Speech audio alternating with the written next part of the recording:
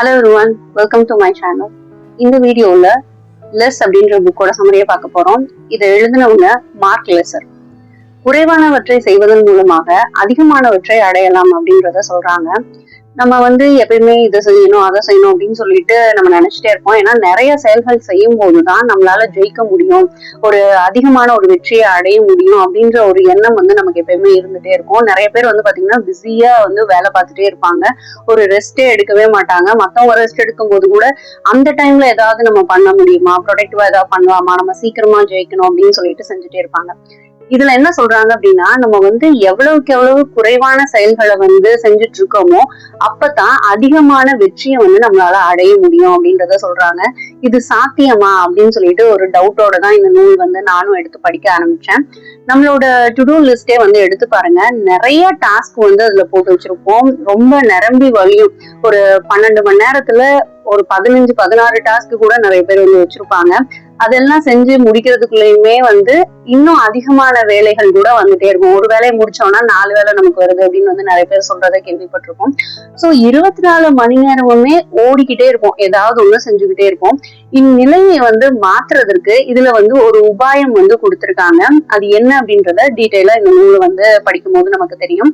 நான் இந்த வீடியோல அதை பத்தி உங்களுக்கு நான் சொல்றேன். இப்பதான் நீங்க என்னோட சேனலை ஃபர்ஸ்ட் டைம் பாக்குறீங்க அப்படின்னா, இந்த சேனலோட நேம் இன்னர் மேஜிக் லைப்ரரி. நான் படிச்ச நல்ல புத்தகத்துல இருக்கக்கூடிய கருத்துக்களை எல்லாம் உங்களோட பகிர்ந்துட்டு இருக்கேன். அது போக சிறந்த நூல்கள் ஏதாவது இருக்கு அப்படின்னா அதை நான் உங்களோட பகிர்ந்துக்கிறேன். நீங்களும் அந்த புத்தகத்தை வாங்கி படிக்கலாம். உங்களுக்கு படிக்கக்கூடிய ஆர்வத்தை ஏற்படுத்தணும் அப்படின்றதுதான் என்னோட எண்ணம். நிறைய பேருக்கு படிக்கணும்னு சொல்லிட்டு ஆசை இருக்கும், ஆனா அதுக்கான நேரம் அவங்களுக்கு கிடைக்காம இருக்கும். அவங்களுக்கு இந்த புத்தக சுருக்கங்கள் அவங்களுக்கு பயனுள்ளதாக இருக்கும் அப்படின்றதுனால தொடர்ந்து நம்ம சேனல்ல இந்த மாதிரி வீடியோஸ் போட்டுட்டு இருக்கேன். உங்களுக்கு புத்தகம் வாசிக்கிறது ரொம்ப பிடிக்கும் அப்படின்னா கண்டிப்பா என்னோட சேனல் சப்ஸ்கிரைப் பண்ணிக்கோங்க. பக்கத்துல இருக்க பெல் பட்டனையும் கிளிக் பண்ணிக்கோங்க. அப்பதான் நான் போடுற வீடியோஸ் எல்லாம் உங்களுக்கு கண்டினியூஸா வரும். சரி, இந்த நூல்ல என்ன சொல்லியிருக்காங்க அப்படின்றத ரொம்ப விரிவா பார்க்கலாம்.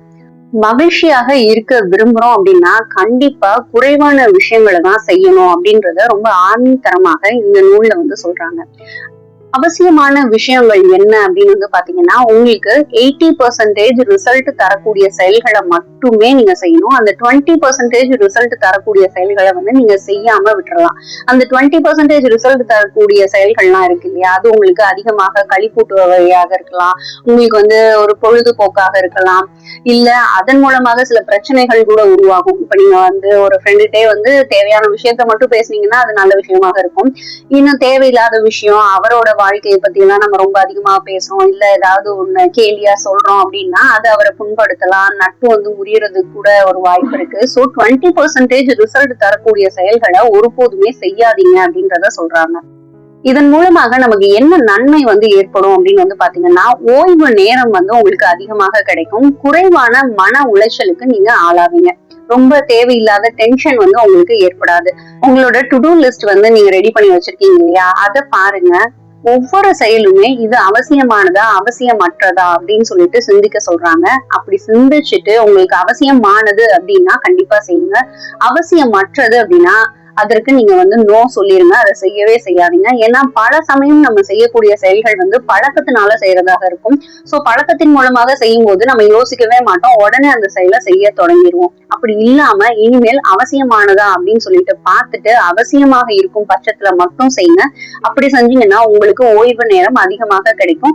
முக்கியமான வேலைகள்ல அதிகமாக உங்க கவனத்தை செலுத்த முடியும். உங்களுக்கு தேவையில்லாததெல்லாம் எலிமினேட் பண்ணதுக்கு அப்புறமாக உங்ககிட்ட இருக்கக்கூடிய வேலைகள் பாத்தீங்கன்னா ரொம்ப தெளிவாக இருக்கும்.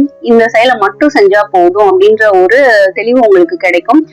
இதன் மூலமாக உங்களுக்கு அந்த வேலையில முழு கவனத்தையும் செலுத்த முடியும். முழு மனதோட முழு ஈடுபாட்டோட அந்த செயலை செய்யலாம். இப்போ ஒரு மீட்டிங் அட்டன் பண்றீங்க, இல்ல ஒரு இமெயிலுக்கு நீங்க ஆன்சர் பண்றீங்க, இல்ல உங்க குழந்தை கூட உங்களோட நேரத்தை செலவழிக்கிறீங்க அப்படின்னா நீங்க ஒரு முழு மனதோட ஆத்மார்த்தமாக செலவு செய்ய முடியும். எப்பயுமே ஓடிக்கிட்டே இருக்கக்கூடிய அந்த வாழ்க்கையில இருந்து நீங்க வெளியில வரும்போது பல மாற்றங்களை உங்களால பார்க்க முடியும் அப்படின்றத சொல்றாங்க. நிறைய பேர் சொல்லி கேள்விப்பட்டிருப்போம், நம்ம நேரத்தை ஒழுங்காக நிர்வகிச்சோம் அப்படின்னா நம்மளோட ப்ரொடக்டிவிட்டி ரொம்ப அதிகமாக இருக்கும் அப்படின்றத சொல்லுவாங்க. சில பேர் உங்க எனர்ஜி லெவலுக்கு ஏத்த மாதிரி உங்க நேரத்தை நிர்வகிச்சுக்கோங்க, உங்க வேலையை அதற்கேத்த மாதிரி செய்யுங்க அப்படின்றத சொல்லுவாங்க.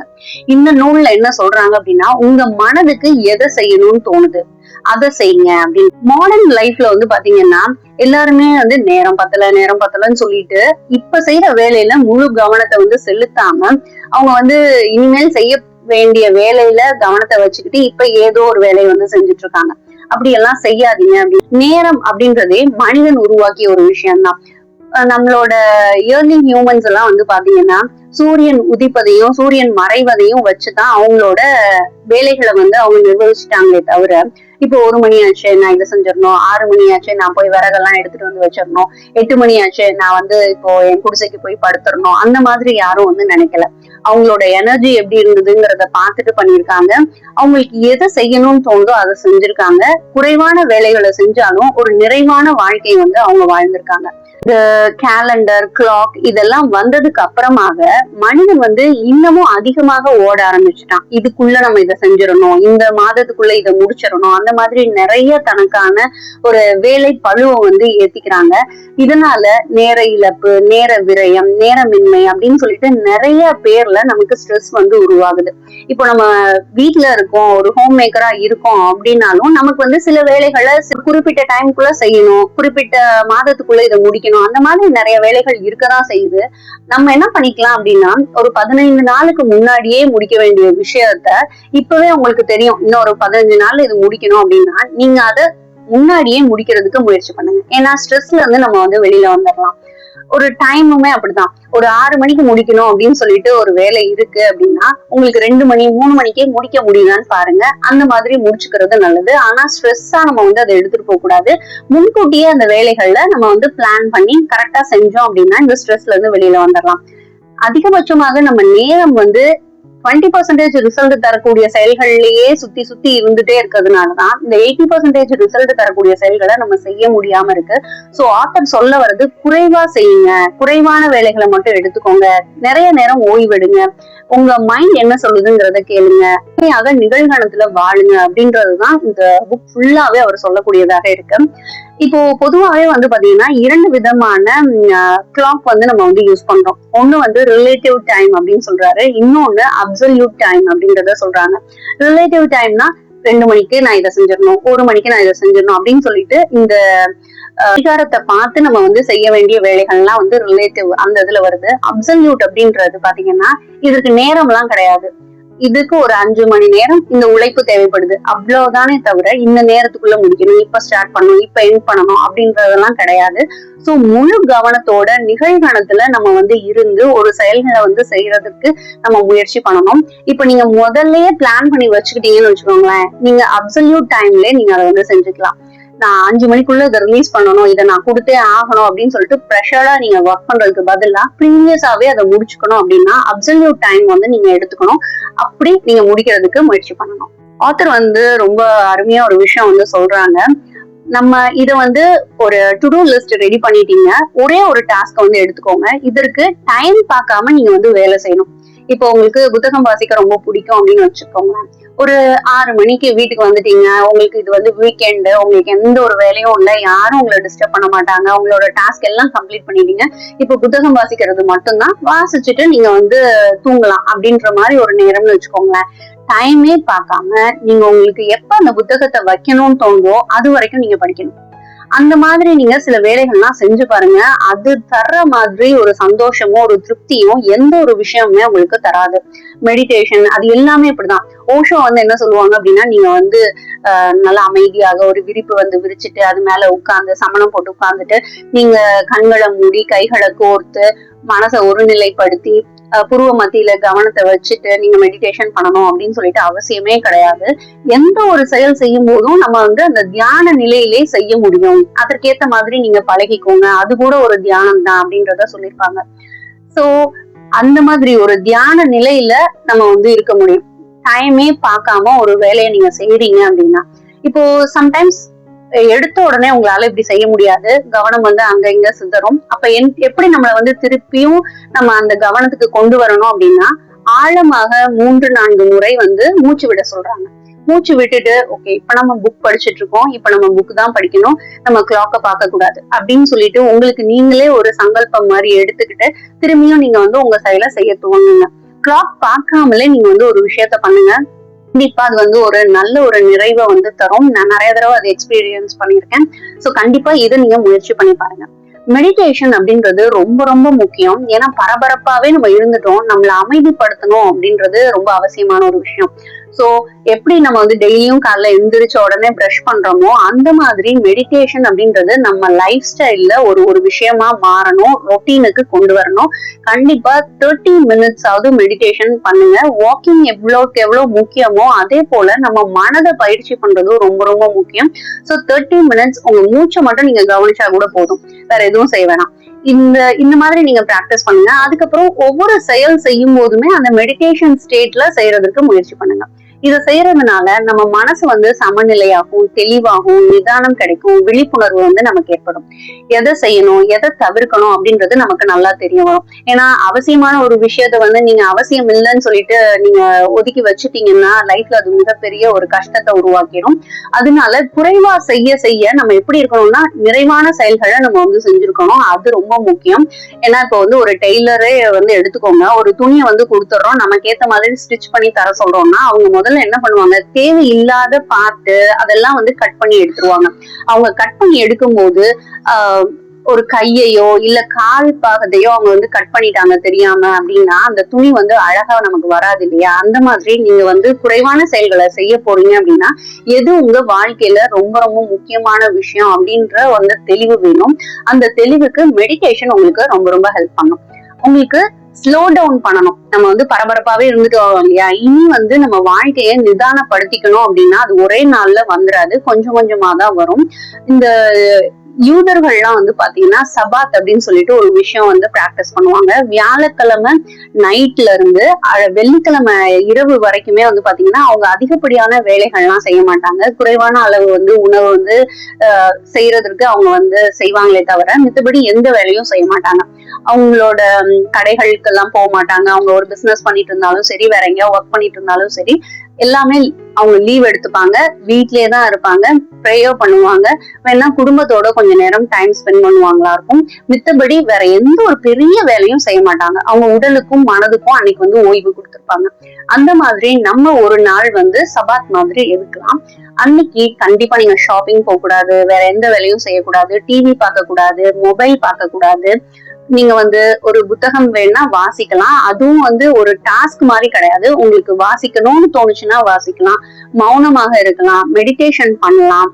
இல்ல உங்களுக்கு வந்து சோதனை அப்படின்னு வந்து சொல்லுவாங்க. நம்மளே நம்மள வந்து ஆராய்ஞ்சு பாக்குறது, நமக்கு என்ன மாதிரி எண்ணங்கள் இருக்கு, நம்ம யாரு மேலேயாவது கோவப்படுறோமா, நமக்கு ஏதாவது கவலை இருக்கா, நமக்கு ஏதாவது ஆசை இருக்கா, அந்த மாதிரி நம்ம நமக்குள்ளேயே ஒரு பயணிச்சு நமக்கு என்னென்னலாம் தோணுது அதெல்லாம் வந்து நம்ம எழுதி வச்சுக்கலாம். அந்த மாதிரியான செயல்கள் செய்யறதுக்கு அந்த நாளை நீங்க வந்து பயன்படுத்திக்கலாம். இப்படி நீங்க செய்யும் போது உங்களுக்கு வந்து ஒரு ஓய்வு கிடைக்கும். இன்னொரு ஒரு விஷயம் வந்து பாத்தீங்கன்னா கண்டிப்பா ஜேர்னலிங் பண்ணுங்க அப்படின்றத சொல்றாங்க. ஜேர்னலிங் பண்ணும்போது ஒரு 2 விஷயம் கண்டிப்பா பண்ணணும். காலையில எந்திரிச்ச உடனேயே இந்த நாளை நான் எப்படி வந்து ஸ்பெண்ட் பண்ண போறேன் அப்படின்றத நீங்க பார்க்கணும். இரண்டாவது விஷயம், இரவுல என்ன பண்ணலாம்னா ரிஃப்ளெக்டிவ் டைம் அப்படின்றத சொல்றாங்க. எண்ட் ஆஃப் த டே வந்து என்னென்ன வேலைகள்லாம் நீங்க செஞ்சிருக்கீங்க, நீங்க பிளான் பண்ணபடி உங்க டேவை கொண்டு போயிருக்கீங்களா, ஏதாவது நல்ல விஷயங்கள் நடந்திருக்கா, இல்ல கெட்ட விஷயங்கள் நடந்திருக்கா, நாளைக்கு இது நடக்காம இருக்க என்ன பண்ணலாம், உங்களை எப்படி இம்ப்ரூவ் பண்ணிக்கலாம் அப்படின்னு சொல்லிட்டு ஒரு ரிஃப்ளெக்டிவ் டைமா நீங்க வந்து அதை ஸ்பெண்ட் பண்ணிட்டு நீங்க ஒரு ஜேர்னலிங் பண்ணலாம். இரண்டாவது வந்து பாத்தீங்கன்னா டிஸ்ட்ராக்ஷன் தரக்கூடிய செயல்களை வந்து கொஞ்சம் கம்மி பண்ணிக்கோங்க அப்படின்றத சொல்றாங்க. அதிகமாக உங்களுக்கு மெயில்ஸ் வரும் அப்படின்னா ஒரு 2 to 3 டைம்ஸ் தான் நான் வந்து மெயிலே வந்து செக் பண்ணுவேன் அப்படின்னு வச்சுக்கலாம். போன் கால்ஸ் வந்து பாத்தீங்கன்னா குறிப்பிட்ட நேரம் தான் நான் பேசுவேன் அப்படின்னு சொல்லிட்டு ஒரு ரெஸ்ட்ரிக்ஷன் உங்களுக்கு வச்சுக்கலாம். மீட்டிங்ஸ் எல்லாம் உங்களுக்கு வந்து வருது அப்படின்னா எல்லா மீட்டிங்குமே அட்டென்ட் பண்ணணும்னு சொல்லிட்டு நினைக்காம எது முக்கியமோ அதை மட்டும் அட்டென்ட் பண்ண பாருங்க. அதற்கப்புறம் எதுவுமே செய்யாம இருக்கக்கூடிய ஒரு நேரத்தை நீங்க வந்து உங்களுக்காக வச்சுக்கணும். அந்த நேரம் வந்து பாத்தீங்கன்னா இப்ப வந்து டீ குடிக்கிற டைம்னு வச்சுக்கோங்களேன். உங்களோட டேஸ்ட் எப்படி இருக்கு, அதோட மனம் வந்து எப்படி இருக்கு, அதோட கலர் எப்படி இருக்கு, அது எவ்வளவு ருசியா இருக்கு நம்ம குடிக்கையில, அதுக்கப்புறம் அந்த டீ கப் என்ன மாதிரி இருக்கு, அந்த மாதிரி நம்மளோட ஐம்புலன்களையுமே வந்து அந்த டீக்கு கொண்டு போகணும். அப்படி கொண்டு போய் நம்ம ரசிச்சு ஒரு விஷயத்த கொஞ்ச நேரம் மட்டுமாவது நம்ம செய்யணும். அதுக்கப்புறம் ஏதாவது ஒரு பறவை சத்தம் கேக்குது அப்படின்னா அதை வந்து கேக்குறது, இல்ல ஏதாவது ஒரு விஷயத்த பாக்குறது, ஒரு பெயிண்டிங் வந்து ரசிச்சு பாக்குறது, அந்த மாதிரி அந்த நிகழ்காலத்துல வாழ்றதற்கு பழகிக்கிறதுக்கு நம்ம வந்து முயற்சி பண்ணணும். இது வந்து டே ட்ரீமிங்னு கூட நிறைய பேர் சொல்லுவாங்க. அது வந்து நல்ல விஷயம் தான். ரொம்ப நேரம் நம்ம வந்து ட்ரீம் பண்ணிட்டே இருந்தாதான் தப்பு. கொஞ்ச நேரம் நம்மள மறந்து நம்ம வந்து ஒரு விஷயத்த வேடிக்கை பார்க்கறதுனால ஒரு பெரிய இழப்பு ஏற்படாது, நன்மைகள் நிறைய ஏற்படுறதுக்கு வாய்ப்பு இருக்கு. சோ நம்ம வந்து அதை கண்டிப்பா பண்ணணும் அப்படின்னு. அப்புறம் ஸ்ட்ரெஸ் பிரேக் அப்படி, இப்போ நம்ம ஏதாவது வேலை செஞ்சுட்டு இருக்கோம்னு வச்சுக்கோங்களேன், நீங்க வந்து உங்க உடம்ப வந்து ஸ்ட்ரெச் பண்ணிக்கிறது, கொஞ்ச நேரம் வாக் பண்ணிட்டு வர்றது, ஒரு இன்டர்வல் நம்ம வந்து ஒரு பிரேக் எடுத்துக்கிற மாதிரின்னு வச்சுக்கோங்க, அதை கண்டிப்பா எடுத்துக்கணும். ஒரு மியூசிக் கேட்கறது, அந்த மாதிரி ஒரு 45 மினிட்ஸுக்கு 10 மினிட்ஸ் பிரேக் அந்த மாதிரி நம்ம வந்து எடுத்துக்கணும். அடுத்ததான் என்ன சொல்றாரு அப்படின்னா, கோயிங் ரீட்ரீட்ஸ் அப்படின்றத சொல்றாங்க. ஒரு மந்த்லி 3 days ஆவது நீங்க எல்லா விஷயத்திலையும் ஒதுங்கி இருக்குது. நம்ம வந்து மொபைல் பேசவே மாட்டோம், இல்ல மௌனமாக இருப்போம், அளவான உணவுகள் எடுத்துப்போம், சாத்வீக உணவுகள் மட்டும் எடுத்துப்போம். அந்த மாதிரி ஒரு 3 மாசத்துக்கு ஒரு 3 நாட்கள் வந்து உங்களுக்காக ஒதுக்கிக்கிறது, உங்களை பத்தி யோசிக்கிறது இருக்கு, இல்ல நீங்க செஞ்சுட்டு இருக்க வேலையில இருந்து ஒரு பிரேக் எடுத்துக்கிட்டு கொஞ்சம் ஏதாவது மாத்தி வேற ஏதாவது வேலை செய்யறது, அந்த மாதிரி நீங்க எடுத்துக்கணும்ன்றாங்க. 6 மந்த்துக்கு 1 வீக் உங்களால எப்படி முடியுமோ அதற்கு ஏத்த மாதிரி எடுத்துக்கணும். அந்த மாதிரி நம்ம எடுக்கும் போது என்ன ஆகும்னா, நம்ம வாழ்க்கை வந்து நம்ம நினைச்சபடி வாழ்ந்துட்டு இருக்கோமா, நம்மளோட ஜாப் எப்படி இருக்கு, நம்ம ரிலேஷன்ஷிப் வந்து எந்த அளவுல இருக்கு, நம்ம ஃப்ரெண்ட்ஸோட நல்லா பழகுறோமா, நம்ம ஏதாவது சேஞ்ச் பண்ணிக்கணுமா, ஏதாவது கெட்ட குணங்கள் வந்து எனக்கு வந்துருச்சா, என்னோட மனசு எப்படி இருக்கு, உடல் எப்படி இருக்கு, அது எல்லாமே பத்தி யோசிக்கிறதுக்கு இந்த நாட்கள் வந்து உங்களுக்கு பயனுள்ளதாக இருக்கும். இது வந்து சொல்லணும்னா இயர்லி ஒன்ஸ் வந்து விபாசனா வேணா நீங்க ட்ரை பண்ணலாம், ரொம்ப நல்லா இருக்கும். ஒரு 10 நாள் வந்து நம்ம போன் எதுவும் யூஸ் பண்ணாம நம்ம ஃபேமிலியை விட்டு தள்ளி ஒரு இடத்துல இருப்போம். சோ விபாசனா பத்தி நான் இன்னர் மேஜிக் சேனல்ல வந்து உங்களுக்கு வீடியோஸ் வந்து போட்டிருக்கேன். உங்களுக்கு அதை பத்தி எதுவுமே தெரியாது அப்படின்னா கண்டிப்பா நீங்க அதை வந்து பாருங்க. சோ விபாசனா மாதிரி ஒரு விஷயத்த ட்ரை பண்ணுங்க அப்படின்னு சொல்லிட்டு ஆத்தர் சொல்றாங்க. சீக்ரெட் ஆஃப் ஹாப்பினஸ் என்ன அப்படின்னு வந்து ஆத்தர் சொல்றாரு அப்படின்னா, ரொட்டீன்ஸ். நல்ல ரொட்டீன்ஸ் நம்ம வச்சிருக்கோம் அப்படின்னாலே ஒரு பிளசண்டான ஒரு சூழல் வந்து நமக்கு இருக்கும். ரொம்ப வந்து ஹாப்பியா நம்மளோட டே வந்து நம்மளால ஸ்பெண்ட் பண்ண முடியும். அப்படின்னு ரொட்டீன்ஸ் அப்படின்னா என்ன, ரெகுலரா நம்ம செய்யக்கூடிய வேலைதான் வந்து ரொட்டீன் அப்படின்றத சொல்றோம். சில பேருக்கு வந்து பாத்தீங்கன்னா நல்ல பழக்கங்களும் இருக்கும், சில பேருக்கு கெட்ட பழக்கங்களும் இருக்கும். கெட்ட பழக்கங்கள் இருக்கு அப்படின்னா அது நமக்கு ஒரு நல்ல ஒரு வாழ்க்கையை வந்து தராது. சோ நல்ல பழக்கங்களை நமக்கு வந்து உருவாக்கிக்கணும், நம்ம லைஃப் ஸ்டைல நல்ல விதத்துல மாத்திக்கணும். அப்படி மாத்திக்கிட்டோம் அப்படின்னா நம்ம லைஃப் வந்து ரொம்ப ஹாப்பியா ஸ்மூத்தா வந்து போகும் அப்படின்றத சொல்றாங்க. சோ நம்ம ரொட்டீனை வந்து செய்ய ஆரம்பிக்கிறதுக்கு முன்னாடி நமக்கு என்னென்னலாம் நம்ம லைஃப் ஸ்டைல் சேஞ்சஸ் வந்து பண்ணணுங்கிறத டிசைட் பண்ணிட்டு உங்க ரொட்டீனை செட் பண்ணிக்கோங்க. செட் பண்ணிட்டு ட்ராக் பண்ண ஆரம்பிங்க. ரெகுலரா நம்ம செய்யறோமா, எது நம்மளால செய்ய முடியல, அதை வந்து நீங்க ட்ராக் பண்ணிட்டே வந்தீங்கன்னா ஈஸியா ரொட்டீன் வந்து செட் பண்ணிக்க முடியும். சோ ஆத்தர் இதுல சொல்லியிருக்க ஒரு 7 விஷயங்கள் ரொம்ப ரொம்ப முக்கியமா எல்லாருமே செய்யணும். அது என்னன்னா, மெடிடேஷன் பண்ணுங்க, நிகழ்காலத்துல வாழணும், அப்பப்போ ஸ்ட்ரெஸ் பிரேக்ஸ் அப்படின்னு சொல்லக்கூடிய பிரேக் வந்து எடுத்துக்கணும், எக்ஸசைஸ் பண்ணணும், ரீடிங் பண்ணுங்க, உங்களுக்கு கோயிங் டு ரீட்ரீட்ஸ் கொஞ்சம் எல்லாத்த விட்டு தள்ளி இருக்குது அதை வந்து செய்யுங்க, விபாசனா மாதிரி விஷயங்கள். அப்புறம் ஜேர்னலிங் பண்ணுங்க. இந்த 7 விஷயங்கள் வந்து சொல்றாங்க. இதை நம்ம லைஃப்ல வந்து நம்ம பண்றோம் அப்படின்னா அது ஒரு நல்ல சேஞ்சை வந்து நமக்கு கொடுக்கும். டெய்லியுமே 2 கேள்விகள் வந்து நம்மள கேட்டுக்க சொல்றாங்க. எந்த ஒரு விஷயத்தை நான் மாற்றிக்கொள்வதன் மூலம் என் முழு வாழ்வும் முன்னேற்றம் அடையும் அப்படின்ற அந்த கேள்வியை கேட்டுக்கிட்டு அதை நீங்க வந்து எழுதிக்கணும். 2வது கேள்வி, எதை நான் தேவையில்லாமல் செய்து கொண்டிருக்கிறேன், இதையும் நம்ம எழுதிக்கணும். இதை நம்ம எழுதிக்கிட்டு டெய்லியும் வரும்போது நம்மள ட்ராக் பண்ணிக்க முடியும், நம்மளோட வாழ்க்கையின் நோக்கத்தை நோக்கி நம்மளால போக முடியும். தேவையில்லாத செயல்களை நம்ம செய்யாம இருக்கிறதுக்கு இந்த 2 கேள்விகள் வந்து நமக்கு உதவிகரமானதாக இருக்கும். சோ லெஸ் அப்படின்ற புத்தகம் பரபரப்பாக வாழக்கூடிய எல்லாருக்குமே ரொம்ப முக்கியமான ஒரு புத்தகம் அப்படின்னு சொல்லிட்டு நான் நினைக்கிறேன். ரொம்ப நாள் இந்த புத்தகத்தை நான் தேடிட்டே இருந்தேன். ரீசெண்டா தான் எனக்கு லைப்ரரியில இந்த புக் வந்து கிடைச்சது. சோ நான் படிச்ச உடனே உங்களுக்கு வந்து நான் போடுறேன்.